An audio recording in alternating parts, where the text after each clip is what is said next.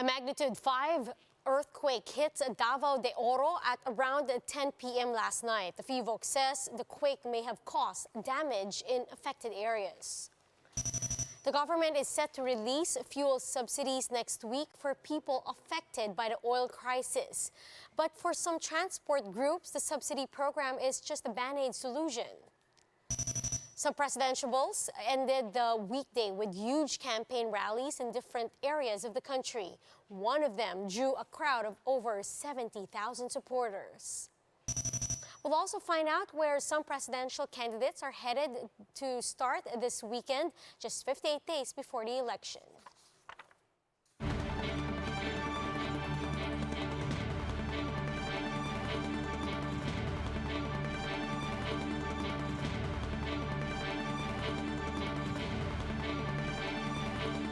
Fast, focused, and fearless. Here's everything you need to know to jumpstart your weekend. I'm Riza Diaz. A magnitude 5 earthquake rocked Davao de Oro last night. The earthquake was felt about 9 kilometers northwest of Moncayo town in Davao de Oro at around 10:14 p.m. last night. The FIVOC is expecting aftershocks as well as damage in affected areas. Intensity 4 or a moderately strong tremor was felt in Rosario, Agusan del Sur, and Maco and Davao de Oro, while intensity 2 or a slightly weak tremor was felt in Bayugan City and Agusan del Sur. Instrumental intensity 2 was recorded in Bislig City and Surigao del Sur, while instrumental intensity 1 was felt in Davao City.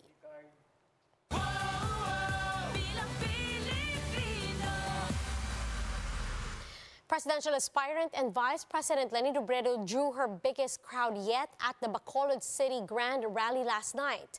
Today, the Vice President returns to the so-called Solid North with a campaign sortie in Isabela. Let's get more details on this. We have Gerald de la Peña. He's reporting to us live from Bacolod City. Gerald, good morning. Can you tell us the latest?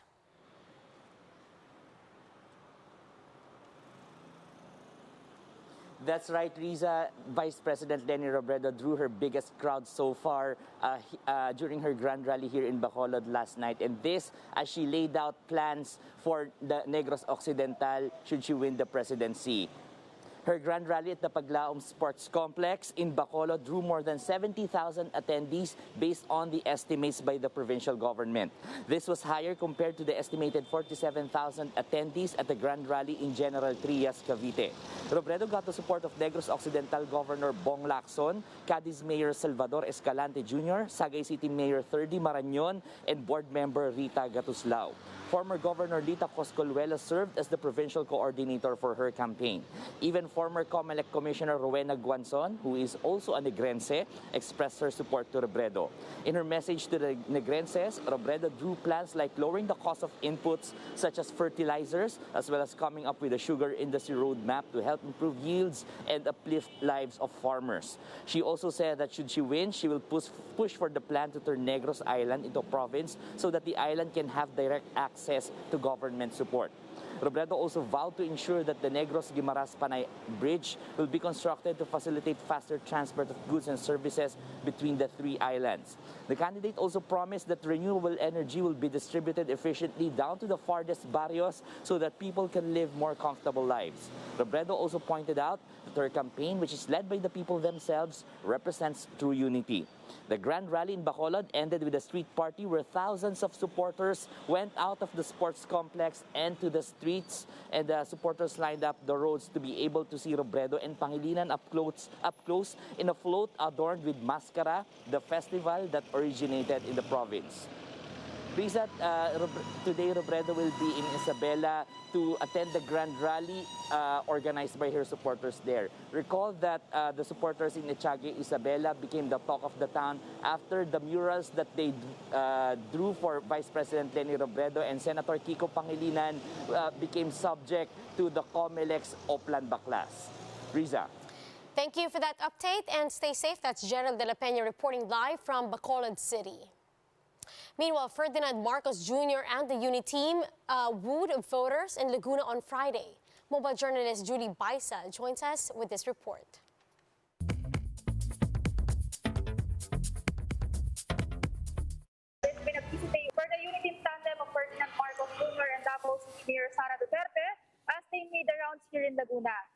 Together with their senatorial slate, they made their first stop in Santa Cruz. Laguna Governor Ramil Hernandez, Vice Governor Karen Agapay, and Congresswoman Ruth Hernandez welcomed them. Governor Hernandez claims that Laguna's 18 mayors backed the BBM Sara tandem. There was a bit of commotion though as supporters scrambled for t-shirts being given away. They visited Binyan next where supporters waited outside their homes. But there were those who also made known their support for other bets. The unit team then held a motorcade from Binyan to Santa Rosa, where another grand rally was set at the Santa Rosa Sport Complex with performers Anthony and Tony Gonzaga. The venue, which has a capacity of 5,700, was half full. Here, Marcos Jr. once again promised to focus on education, employment, infrastructure, reducing electricity prices, and of course, unity. Mayor Sara, meanwhile, promises to continue the Build It program as well as to fight crime and provide jobs for people. Duterte told supporters that should netizens cancel them for supporting the unity team, instead of fighting back, they should throw a burger at them. Quoting the Bible, Duterte said, if someone throws a stone at you, throw a bread in return. Mobile journalist Julie Baiza, We Are One News. Now here are other updates in our presidentiables. In a campaign event, the Aksyon Demokratiko tandem Isko Moreno and Dr. Willie Ong promised farmers in Nueva Ecija that they have concrete plans for them. After this, they held a motorcade through Talavera and Buños, and they capped the day off with a town hall meeting in San Jose City.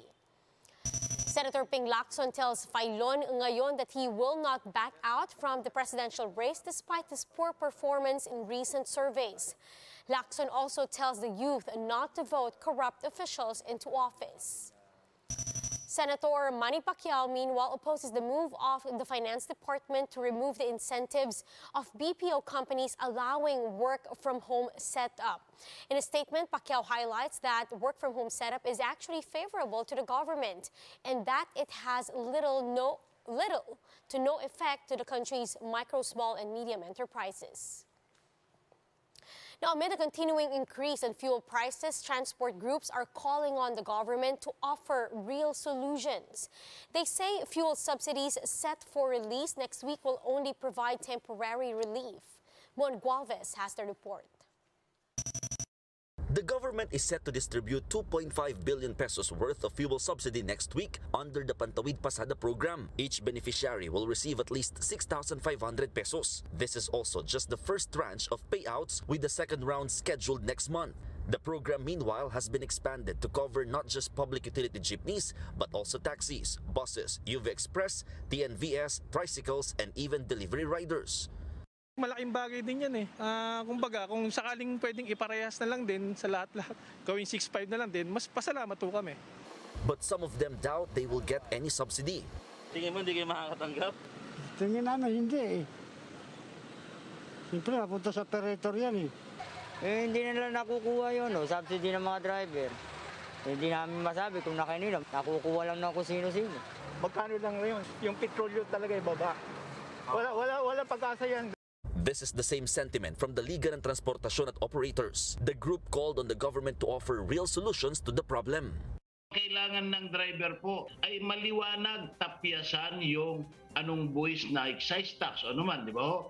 At saka i-repeal o revisahin yung batas deregulation law.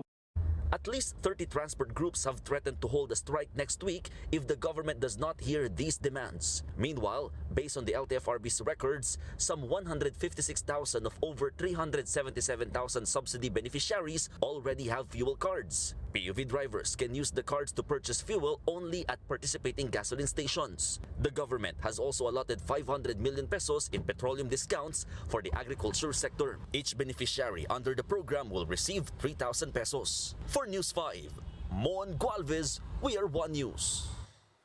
Now, another transport group argued that the fuel subsidy to be doled out next week is not intended to cover the whole fuel expense of PUV drivers. Speaking to the big story, Pasang Mazda President Obit Martin lauded the government's effort and said that only the portion of increase in fuel prices is covered by the subsidy. Yung subsidy ang 6,500. Gusto kong malaman ng ating mga driver, hindi naman po sinasagot ito yung buong gastusin sa araw-araw. Yun lamang pong itinaas ang sinasubsidiya. Now, in the same program, Martin said he is not in favor of transport strikes. Since the pandemic is still ongoing, he says it's better for drivers to just talk to the government about their needs. Martin also believes that the looming transport strikes are not likely to push through. Sinasabi natin pag-welcome, Sir Robbie, ako talaga itaatras dyan. Pandemya pa po tayo ngayon. Nakikipag-ugnay na lang po ako. Let's now find out where presidential candidates are headed today. Presidential aspirant Bongbong Marcos Jr. will be campaigning in Parañaque. At around 10 o'clock in the morning, Marcos will conduct a meet and greet with Parañaque multi-sectoral groups at the Marymount Academy Gym. And later today, the candidate will be having a grand rally in Asiana Branca Avenue. Meanwhile, Manila Mayor Isko Moreno will be visiting vote-rich Bulacan, starting with a motorcade from San Miguel and ending with a town hall meeting at the Baliwag Market Covered Court. Senator Manny Pacquiao will be campaigning in Cavite today. This morning, he is expected to meet with Talaba farmers in Bacoor. And in the afternoon, he is set to hold a motorcade in Imus. For tonight, he will be dining with some of his supporters in General Trias. And it's the second day of Labor leader Yori de Guzman's campaign in Misamis Occidental. He's expected to pay a visit to the Tudela and Orquieta LGUs, and de Guzman will also meet with coconut farmers, senior citizens, and youth leaders in the area. Now, for more updates, visit News 5, The Philippine Star, and Business World Online. Visit our website, onenews.ph, for more in-depth analysis. You can also catch One News on Signal Play app. Register for a free account now, www.signalplay.com, and stream One News live anytime, anywhere. I'm Riza Diaz. We are One News.